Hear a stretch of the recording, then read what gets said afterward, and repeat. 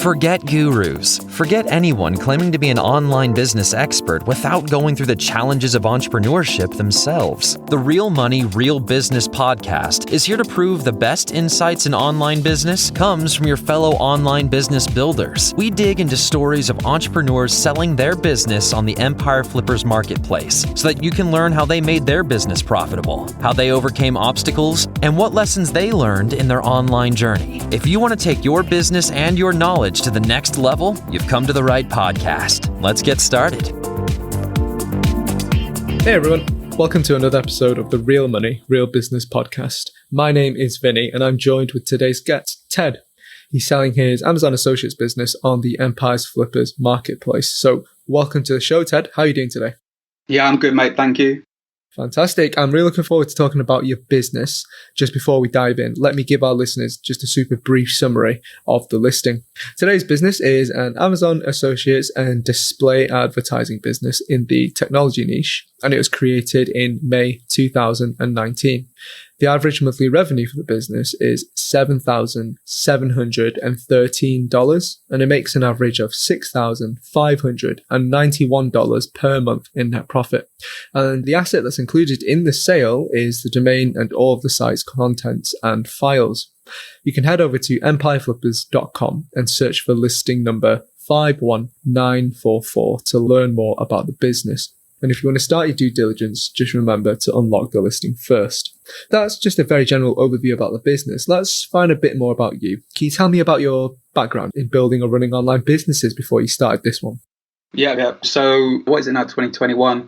I started in 2016. So I actually went to university and got a digital marketing degree, even though everyone says that you don't need a degree in digital marketing to be a digital marketer. But for me, it's the other way around. So I randomly picked like a degree course to do and then learned about SEO then back in 2016. So since then, I've been building and running smaller affiliate sites. Right, fantastic. So it definitely sounds like you've definitely got the knowledge and the experience as well, because it sounds like you put that into practice and you were building some other smaller sites. I guess like along your way, as you were learning more about building, affiliate sites, were there any specific resources that you picked up that you just found were really helpful to learn more and skill yourself up? I think a lot of people follow this like a similar path. It's all kind of what I think of as like the usual suspects. So it's like Matt Diggity, Craig Campbell, all those kind of guys that are just kind of self-employed, building affiliate sites, display advertising sites, all of those kind of guys. For sure. Those guys are definitely, like you say, the usual suspects. It's kind of ubiquitous in this industry. Everyone who's been in doing affiliate sites and stuff like that for a while definitely know of them. Yeah, they're definitely great guys. Yeah. Let's talk about this business in particular. How did you come up with the idea to start this one in this niche? To be honest with you, I have sites in different niches. And for me, it's kind of have a shiny object syndrome thing. So whenever I kind of get interested in a topic, I can build a site around it. So with this one at the time, I was looking for a new laptop and other products within that kind of electronics and tech niche. And it just started from there, really. So I was looking and learning about it and then started writing about what I was learning at the time. And it kind of just scaled up from that. Right, that makes sense. So it sounds like it was a combination of a niche that needed to be scratched, and sort of while, in the midst of that, you also found that there was an opportunity as well to set up business. Yeah, with the websites, like I need to work on it, I need to have some kind of interest in it. And I wouldn't say like I'm an expert in this niche, but I know enough about it to sound like an expert to someone that's not an expert, if that makes sense. Right, that makes sense. I would just want to ask you then, because obviously the business is doing quite well, it's profitable, but why are you selling the business right now instead of staying with it or growing it? A couple reasons, mainly the money, obviously. The first reason, probably the money. The second reason, I've got like 10 other websites that I need to work on. I really like I said, I kind of have that shiny object syndrome thing. So I like the initial buying and building and scaling up the website. And then it kind of peters out and you kind of get a bit tired with it after a year or so, year or two. That's the second reason. Third reason, in the UK, like the tax system, sounds quite bad, but the tax system, like you get taxed 40% anything that you earn over a certain amount. So financially, it kind of makes sense to sell the website. Yeah, I think that makes sense as well. Not that I'm avoiding tax or anything, just... No, I think, like you say, if you can sort of go below that tax bracket, then obviously why not? And like you say, there's also, if you sell the business, that gives you different opportunities to explore other avenues as well. Yeah, that's the primary reason, is that I've just got so many other projects on that I don't really have enough time to spend on this to kind of grow it even more. I think it could be a lot bigger if someone had a nice system to put in place with it. For me, I do a lot of stuff on my own, and I find it frustrating working with other people, to be honest. Okay. It definitely sounds like there's some opportunities to grow there. We'll touch on that in just a bit. But I want to ask you about your experience as you were building this particular business. Was there anything that you learned that you will apply to other future sites of businesses, like just certain strategies that, kind of really worked for you? Yeah, definitely. I think anyone that has been in SEO knows that the Google update last year screwed quite a lot of affiliate sites over, and this kind of site just went straight through it.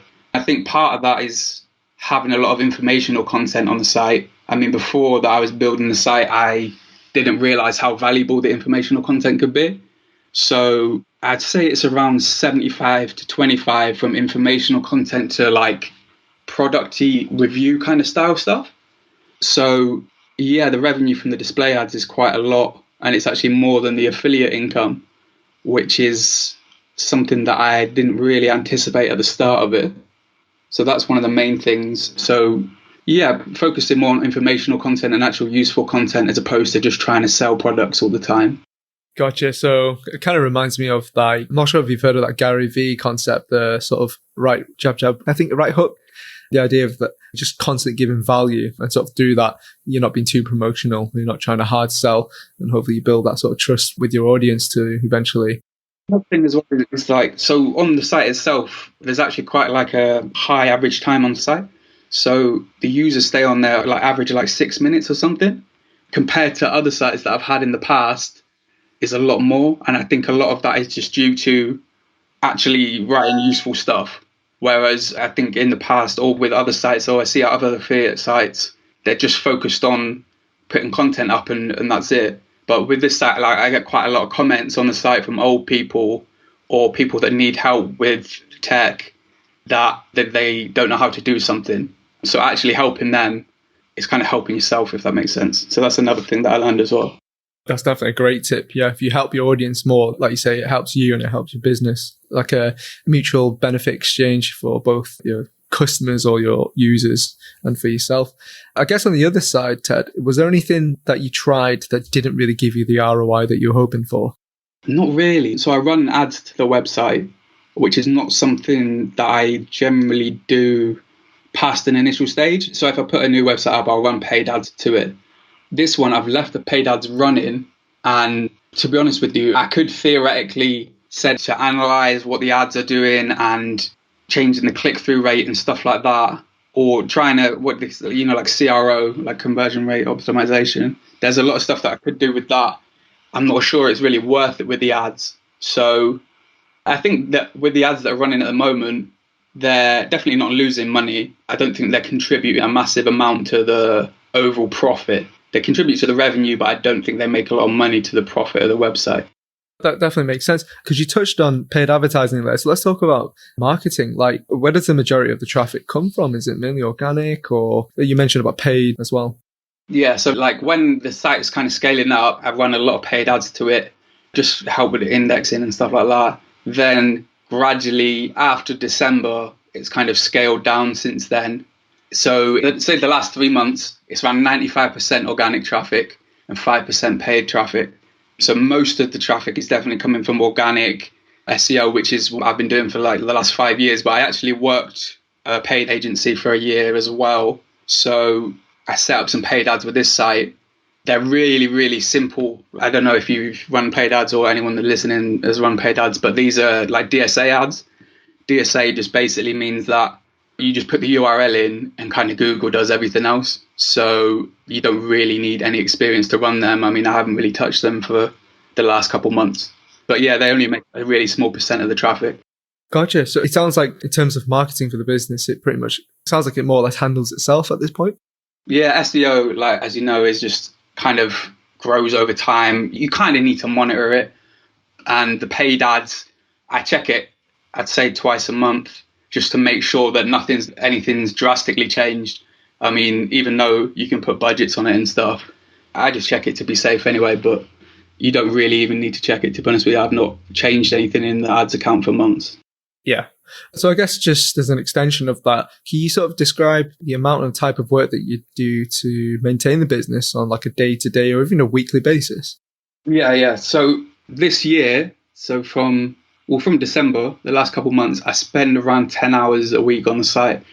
I like to add a couple posts to the site per week. And aside from that, I like to refresh the old content a lot. I mean, I don't think anyone that wants to buy the site has to do that. That's just a personal preference to kind of get the best results long term and grow the site. So I use like a Surfer SEO to kind of edit the content, and I'll update a couple of posts per day and just kind of refresh them, because with this kind of tech niche, being kind of up to date and having the content new and fresh is kind of important. So it's not a massive amount of work, but I'll go into posts, read through it, check spelling mistakes, that kind of stuff, check that it makes sense, take out 50 words, add 50 words, just little edits like that. And I'll do that to a couple posts a day. So it usually takes around between an hour and two per day. Right. Okay. So it sounds like it's, again, pretty hands-off. Fairly hands-off. I wouldn't say it's completely hands-off, and I don't think it's the best site for someone that wants to buy something and leave it and not do anything to it for an entire year, because tech generally changes on a 6 to 12 months things, but they're like the brands will release a new product, that kind of stuff. So I think it does need to be updated fairly regularly, but it doesn't need a great deal of work when it's updated, if that makes sense. For sure. I guess just to follow up on that, if someone, like you said, isn't so familiar with Amazon Associates or the tech niche, what would you say are some of the requirements or skills they should brush up on, so if they do buy the business, they can hit the ground running? Yeah, I mean, I'm not massive on the tech niche either. I wouldn't say I'm like a programmer or an engineer or anything like that, but just general kind of research around, to be honest, it's quite a broad niche, the whole website.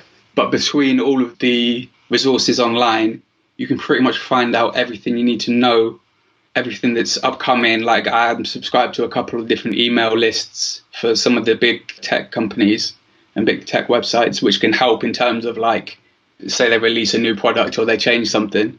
Yeah, that can definitely be an advantage. And Amazon is really kind of simple anyway. Like the reason that I put it on Amazon and at the moment is because it's definitely the easiest affiliate program to use. Probably not the best one, but it's definitely the easiest.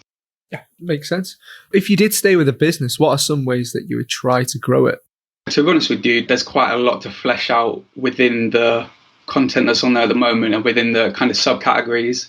The first thing I would do would add loads more content to all of that. And then, to be honest with you, I'm mainly SEO and paid ads. I don't know a massive amount about social media, so that could be an avenue for someone to look at. I don't know a massive amount of email lists. That could be another thing to people to look at. Like I said, with the affiliate stuff, I'm slightly lazy, so linking to Amazon is the easiest thing to do.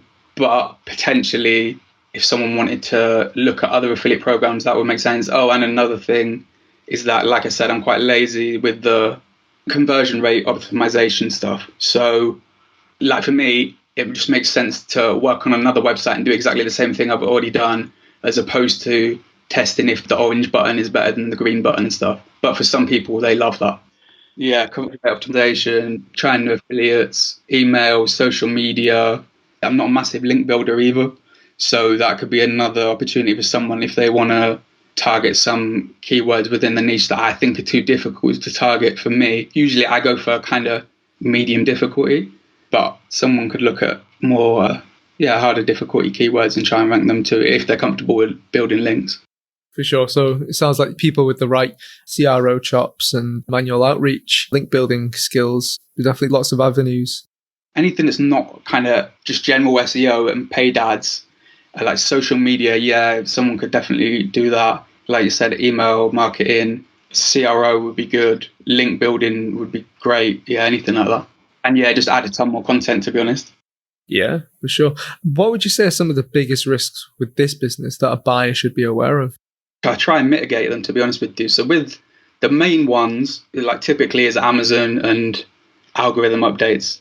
The commission rates thing, Like I know last year that they reduced the commission rates in America. The commission rates for this are already quite low. So I think within the tech niche, they're 3% on Amazon if they buy within the same product niche, and 1.5% if they buy a product outside of that niche. So they're not great already, the commission rates. So that's one potential thing, is that Amazon could change the structure of their business. The second one is the Google algorithm update with SEO can affect any website. I mean, the big update in December affected loads of websites. Well, not loads of websites, but quite a lot of affiliate websites. My website stayed okay throughout that. Potentially that could happen, but there is an upcoming update with Google in May based on like the speed of the site and the kind of the landing page experience. But I've tried to kind of optimize the site towards that already anyway. So the site's already fairly fast and fairly well laid out. So yeah, they're the main risks, but I've tried to mitigate them myself already. That makes sense. I mean, last few questions really from me, Ted. How much support are you offering buyers? Whatever, I'm easy. So I think I agreed with 30 days messaging, and whatever, Skype calls is fine too. Yeah, a couple of Skype calls. Great stuff. And are you willing to commit to a non-compete? Yeah, I'm completely out of this niche. Good stuff. And are you open to negotiating something like an earnout? Yeah, I mean, I'm not completely familiar with the whole structure of stuff, but yeah, I'm definitely open to discussing it with someone. It's good to hear. Last question from me then. If you put yourself in the shoes of a buyer, why would you say that this is a business worth buying? Personally, I buy smaller sites. So if I'm looking at a smaller site to buy, I just go on Ahrefs and look at the organic search positions heat map, which kind of shows the positions of the keywords, where they're ranking, that kind of stuff. So I think if you take this website, put it into the Ahrefs and look at the heat map, then I think like it's kind of evident that it's got a lot of potential to grow. It ranks quite well for a lot of keywords already, but there's a lot of big keywords on the bottom of the first page, second page that could kind of blow up. Although it looks like it's a lot of growth in the last couple months, I think it has the potential to grow exponentially after, if the right person buys the site, obviously. Great stuff. Is there anything you'd like to share that you think I might have missed? Not that I can think of, mate. No. Fantastic. Ted, thank you so much for joining me on today's episode. I hope that your business gets picked up in the near future. Yeah, cheers, mate. Thank you. Yeah. All right, everyone. Thanks for listening. To learn more and see if this listing has already been sold, head over to empireflippers.com/marketplace and search for listing number 51944. If you're watching this on YouTube, click the link in the description to go straight to the listing.